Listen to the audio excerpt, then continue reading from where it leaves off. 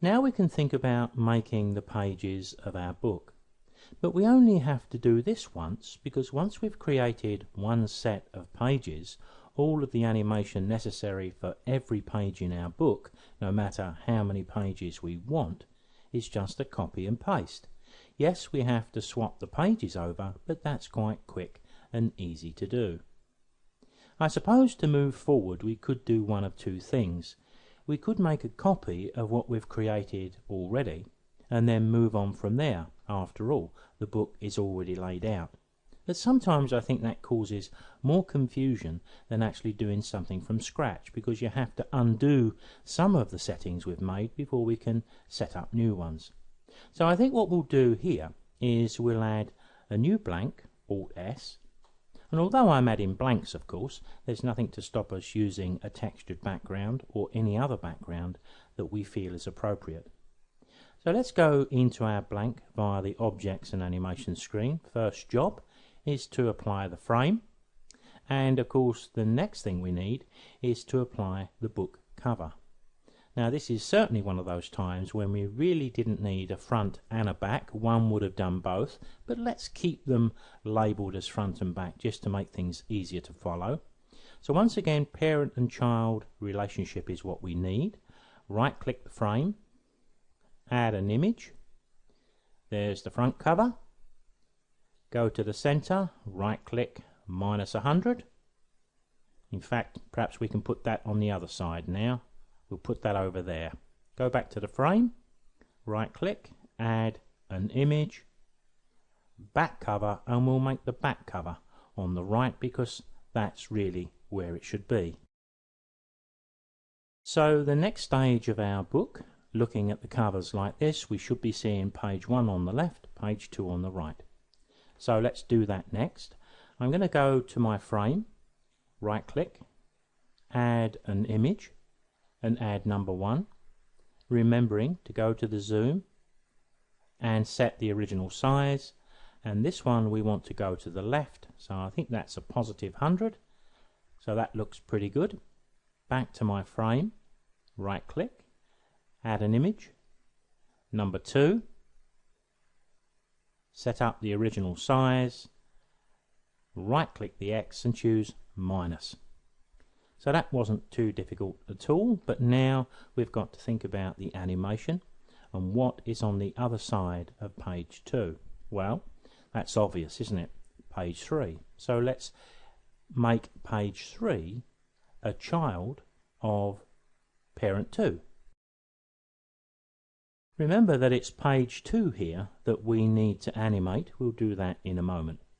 Right click page 2, add an image, and of course we need page 3. Now we know what's going to happen here. We need to spin this around.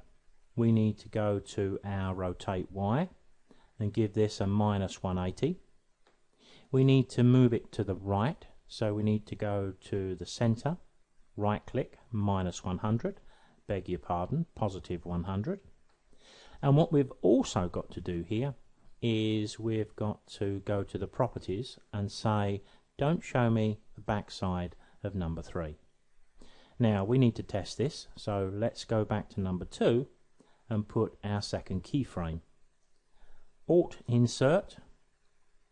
The keyframe time previously was 4 seconds, so I want to stay with that.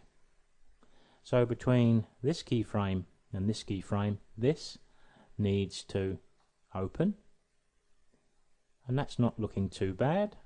Let me get that exactly right with my pen. And before I forget, let's go back to the starting keyframe of the animated page 2 and remember to put smooth. Press play. So far, so good. Now we need page 4.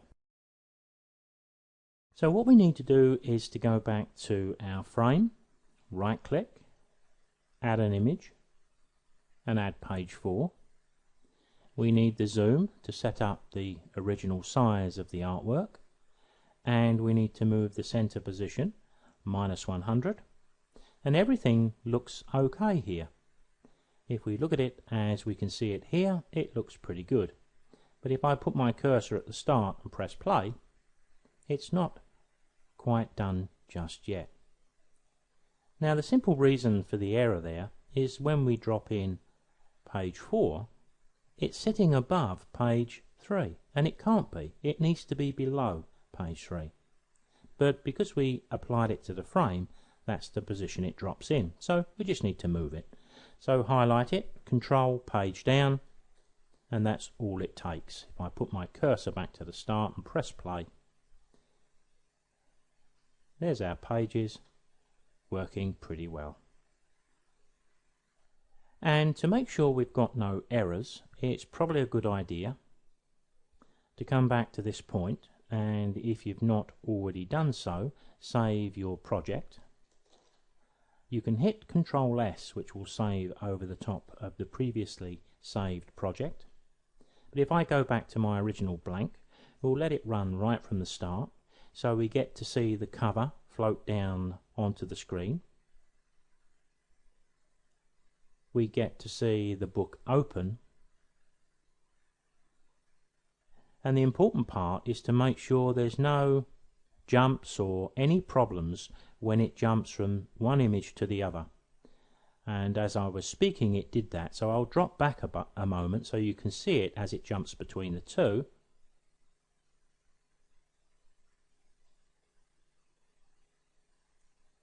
And if we can't see any issues at all, we've probably got it just about right. Another way of testing things, of course, is to drag this back until you see it change. See, we've now got slide 3 selected and slide 4, so I can switch between the two while I'm looking into the mini player. If there was any jumps or movement here, I would certainly see it. It looks pretty good, so making sure I've saved my project file, we've got the pages created. Now with the spinning round of the screen, that enabled me to open this page into Photoshop. Just do a quick manual 5, 6, 7 and 8 onto the pages, because what I'd like to do next is just to show you how we can make the next set of pages here. If I highlight what we've done here and hit Control C and Control V, I get an exact duplicate. If I open up this one, Objects and Animation screen, I just need to change the images that form these here.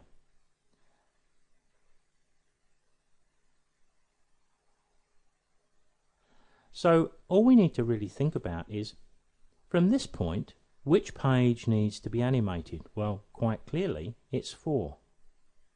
Previously, it was 2. Now, page 2 is clearly our animated page, so that's the one that needs to be 4. So let's go to our properties, to the picture, click the little down arrow, and we can select 4. Nothing changes here, but we have switched around the images because number 4 is now going to be the one that moves. But on the back of 4 we need 5, but you'll notice that 5 is 2 more than 3, which means that number 4 needs to become 6. We're adding 2 on each time, and number 1 needs to become 3. So you can see it wasn't too difficult to switch them around, because once we've got all of our pages made, then the rest is just a simple copy and paste. Let's have a look back from this one where the cover floats down onto the screen, and we'll just look at what we've got to make sure everything is working fine. And we've still got control of this with our frame, of course, so we can always make it slightly smaller. We could even give it a little bit of an angle. That's one of the benefits. And here we go for the next change. And it's working pretty well. With the spinning round of the screen, you'll notice that I put a few extra pages in here, 9, 10, 11 and 12. But now, of course, now I'm confident that I've got all of my pages around the right way, because when you work with 3D animation, it can get quite confusing, and having these numbers on the page does help when you're putting the book together. But of course we would need to overwrite these pages with blanks at some stage, and PicturesToExe would naturally pick up those blanks. Just to bring this video to a close, let me proceed a couple of more times here. So let's go to Control-C, Control-V, because this one, when I change this, we're going to still be picking up quite a number of our numbered ones, but then we'll move on to the blanks. So if we open this up into the Objects and Animation screen, you can see the repetition of what we did before. If we select slide 4, it needs to be 6. 5 needs to be 7. 6 needs to be 8. And 3 needs to be 5. Now it's best to check this every time, but let's assume we've got this right, so I'll do a Control-C and a Control-V again. When I go to the next page, 6 needs to be 8, 7 needs to be 9, so now we're moving off of our numbered pages. 8 needs to become 10, 5 needs to become 7. So let's take a look at that. We'll start the ball rolling from there. So there's the 3, 4, 5, 6 working pretty well. 7 and 8. And finally, we're now moving on to our blank pages. Now with the spinning round of the screen, I've just taken one or two of my pages and done what I suggested at the start.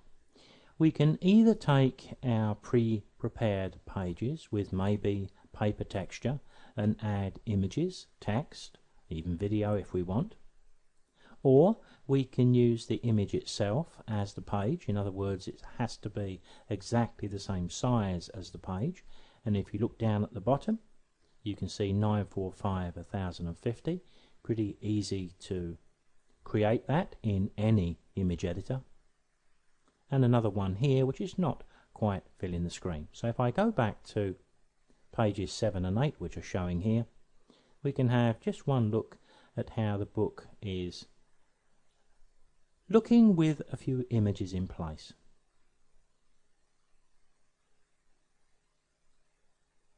And of course it wouldn't take too much ingenuity to get a full page spread.